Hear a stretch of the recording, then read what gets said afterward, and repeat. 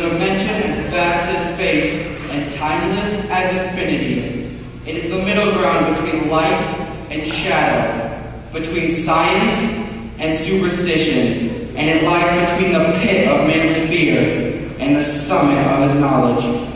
This is the dimension of imagination. It is an area which we call the Twilight Zone. Here you are, ladies and gentlemen. Nice things for the home. Wearing toys, everything. Special July cleanup sale.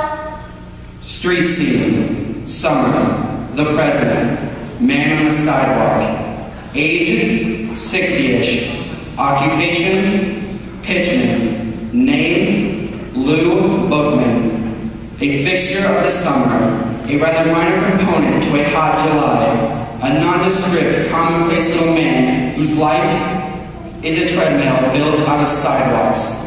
Lou Bookman, a walking rebuttal to the American dream that states that success can be carved, gouged, and grubbed out of log cabins and tenements. Because Lou Bookman has not even a nodding acquaintance with success, and his dreams only extend from the curb to the sidewalk. But, in just a moment, Lou Bookman will have something to occupy his time which transcends both success and failure. He'll have to concern himself with survival, because as of 3 o'clock this hot July, Mr. Bookman will be stalked by Mr. Death.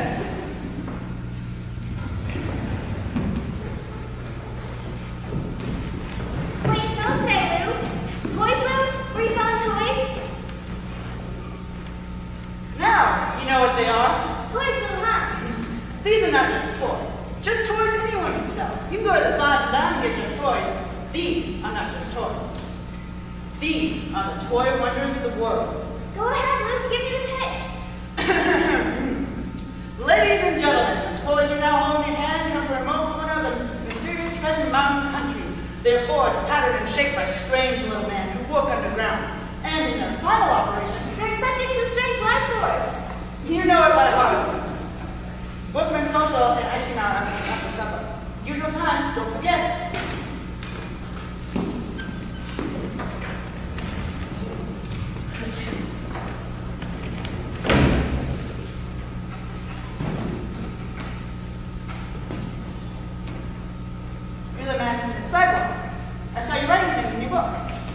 You are Lou Bookman, aren't you? That's right. Louis J. Bookman. Something I can show you? Something in college days, maybe? Mr. Bookman, I'm not here to buy anything. Now let's get down to business, shall we? Louis J. Bookman, age 69, right? 70 in September. Occupation, pitchman, right? That's right. Are you a census taker? Born in New York City, 1890. 1890, that's right. Father Jacob Bookman, Mother Flora Bookman, father's place of birth Detroit, Michigan, mother's place of birth Syracuse, New York. Right. That's right. My, you have it all down. We have to keep these things efficient. Now today is July 19th, and your departure is set for midnight. My departure? Excuse me. Hi, Maggie. Here's your trouble right here. See this cogwheel here? You've bent on the key when you've been winding it. I'd introduce you to, only I don't know your name. No need. I think I got it now, Lou. This man here has come to ask me a lot of questions. You're not the police, are you? Hardly. Kind of gave me a turn. I'm glad he's not the police. I've got my vendor's license around here someplace. I thought maybe I forgot to review it or something. Who's the police, Lou? This gentleman here. What gentleman? That gentleman. What gentleman? Mr. Bookman, she can't see me or hear me. Why not? Why not what, Lou? Why can't you see him or hear him? See who, Lou? It looks great now, Lou. Thanks and all but. See you after supper, huh? Wait a minute. What about manners? Aren't you going to say goodbye? Yeah. Bye, Lou. Thanks a lot. I mean, to the gentleman. It's a game! The Invisible Man! Goodbye, Invisible Man. See you after supper, Lou.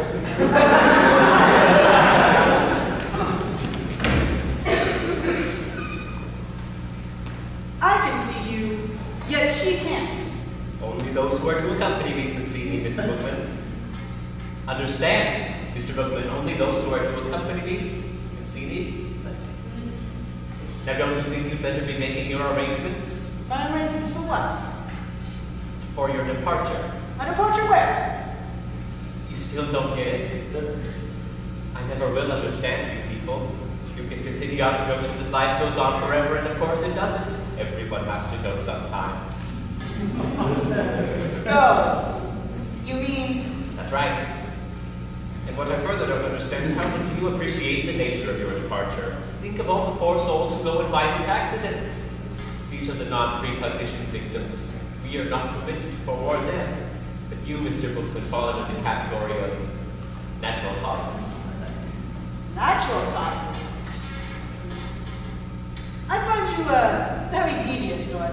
Not to say dishonest. Why don't you say what you mean? Mr. Bookman, I have done everything but phone your own undertaker. How much clearer do you want it? If you still don't know who I am, you are the most dense man I have ever come up against.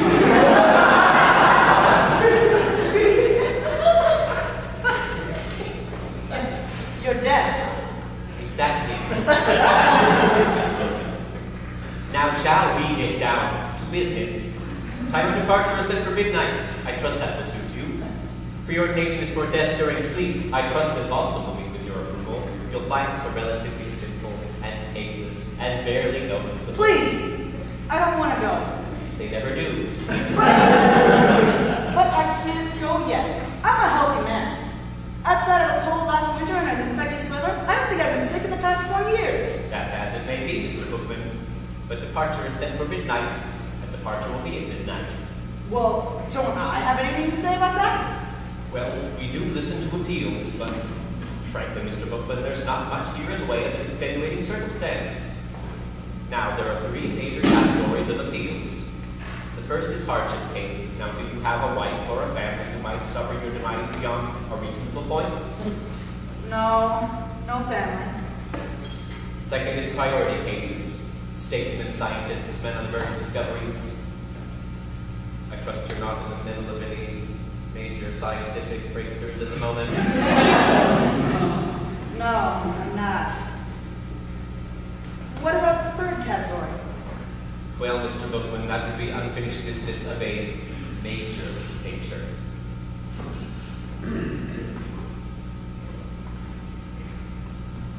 I've never made a successful pitch. I mean, the big pitch. A pitch so big, the sky would open up. A pitch for the angels. I guess that wouldn't mean much to you, but mean a great deal to me. It would mean that for once in my life, I could be successful at something. One moment where the children would be able to feel proud of me. Children? I've always had a rather fondness for children. Yes, that's in the record here. Trouble is, Mr. Bookman, you require a delay until I can make a pitch. I mean, the kind of one I told you about. One for the angels, you mean? I'm terribly sorry, Mr. Bookman, but in these cases with reference is made to unfinished business of a major nature, well, the only interpretation to be made. What I mean to say, Mr. Bookman, is that success in a given professional venture is really hardly of a major. I mean a great deal to you, does it? A great deal. All right, Mr. Bookman, under the circumstances, I believe we can grant you a delay. Until? What do you mean, until? Until you've made this pitch you're talking about. I can stay alive until then? That's the arrangement. I think that's a fine bargain, Mr. I didn't catch your name. Now about this pitch, Mr. Bookman, when might we expect it? When? Soon. Maybe not this year, maybe not next year, but soon. Mr. Bookman, I have a strange feeling that you're taking advantage of us. Oh, well, no, do you really? Well, that's a pity, because I am.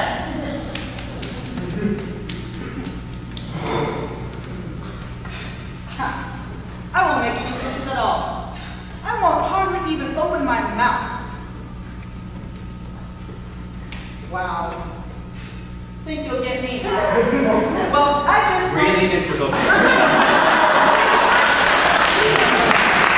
far more serious than you imagine.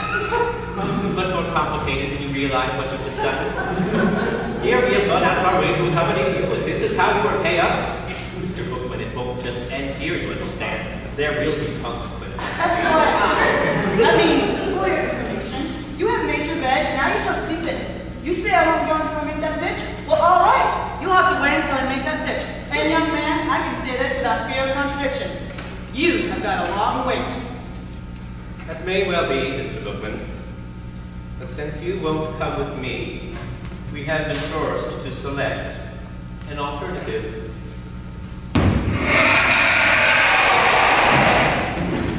Someone, call a doctor! You're gonna be just fine, Maggie, darling. You're gonna be just fine. Who's that man? No, you can't take her. No, sir, you can't take her. I'll go. I'll go as planned. Never mind about the pitch. I'll go right now.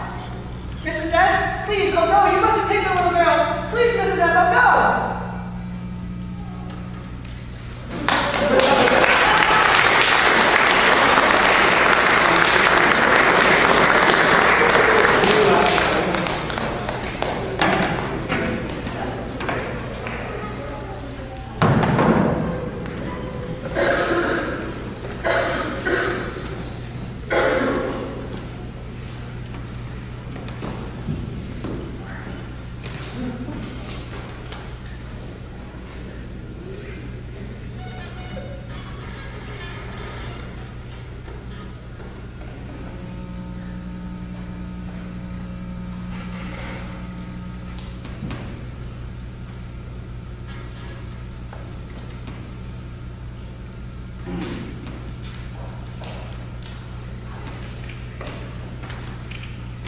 Doctor?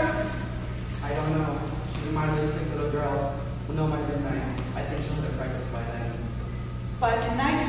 I think by then.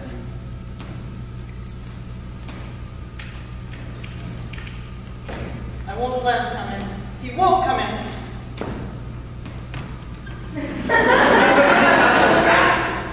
I most certainly do.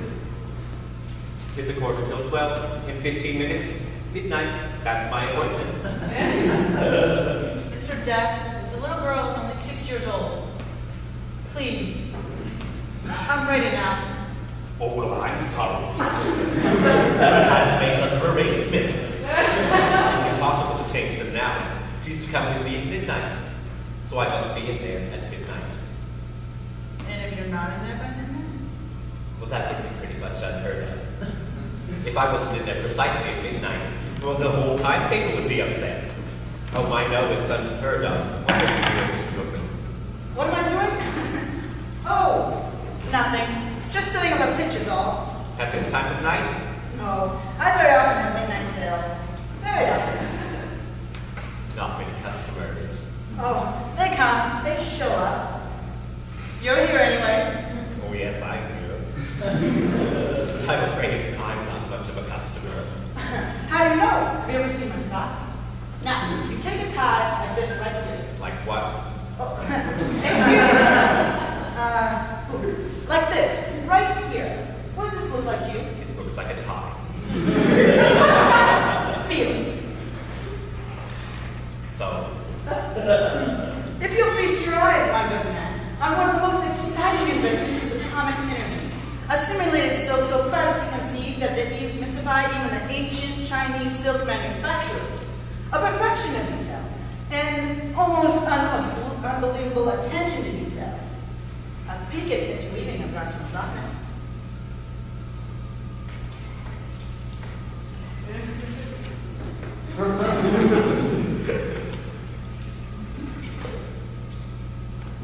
Witness, if you will, a demonstration of tensile strength.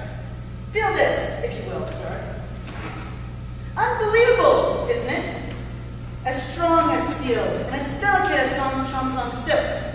Picture, if you will, the 300 years of backbreaking research and labor to develop this, the absolute ultimate in thread. And what will you pay for this fabulous, I do say fabulous, incredible and amazing development of the tailor's art? Will you pay $20 or $10 or even $5? You may indeed be trying to purchase this at a store. This is unavailable in stores. It is smuggled in by oriental birds specially trained for ocean travel, each carrying a minute quantity in a small satchel underneath their ruby throats. It takes 832 crossings to supply enough thread to go around one spool. And tonight, as my special, get acquainted introductory mid-July hot summer sale, I offer you this thread not at $30, not at $20 or $10, but for the ridiculously low price of 25 cents a spool. I'll take everything you have.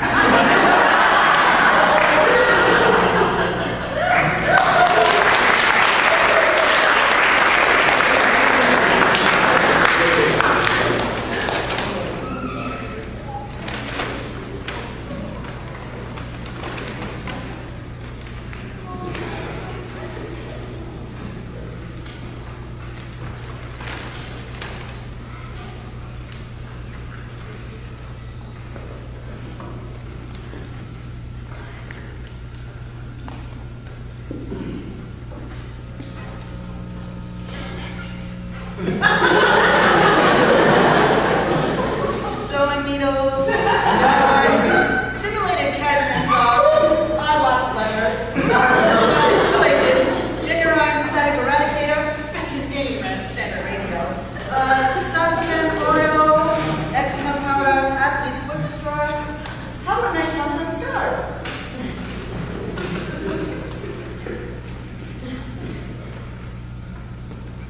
And now, for the piece de resistance, the bargain of the evening, an item never before offered in this or any other country.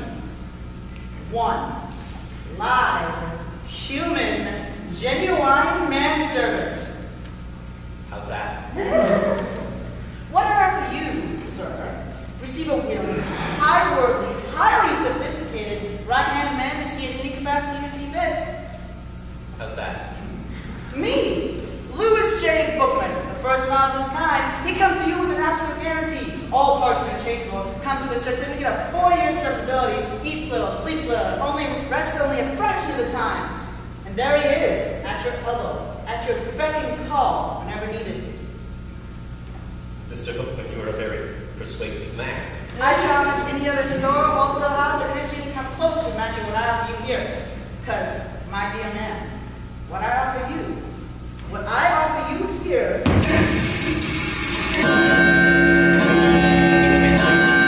It's midnight and I'm busy appointment.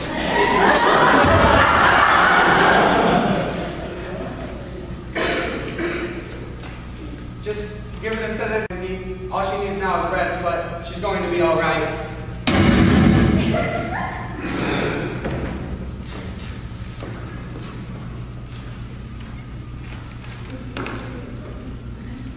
1 minute past 12, Mr. Bookman. You made me miss my appointment. Thank God.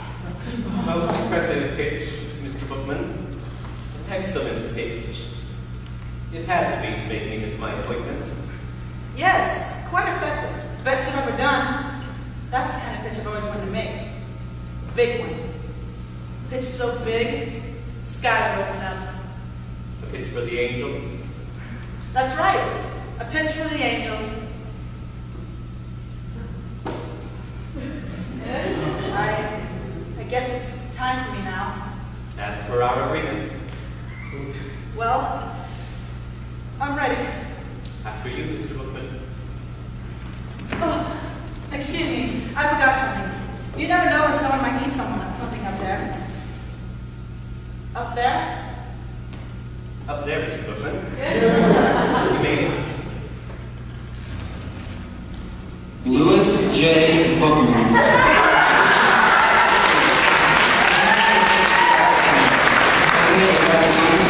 To a hot July, but throughout his life, a man beloved by the children, and therefore a most important man. Couldn't happen, you say? Probably not in most places, but it did happen in the Twilight Zone.